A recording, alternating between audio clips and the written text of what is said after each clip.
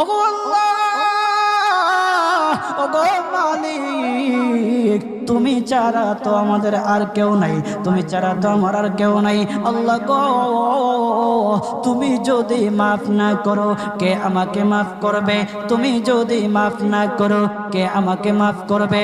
তুমি যদি আমাকে মাফ করো তাহলে তোমার কোনো দিকে কমবে না, তুমি যদি আমাকে মাফ না করো তোমার কোনো দিকে বাড়বে না।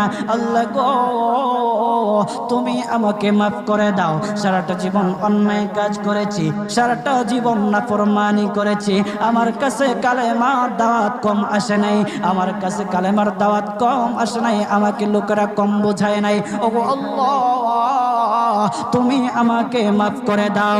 মাফ না করলে কোথায় যাব, কার কাছে যাব? বাবা যখন মারে তখন মার কাছে আশ্রয় নেওয়া যায়, মা যখন প্রহার করে তখন বাবার কাছে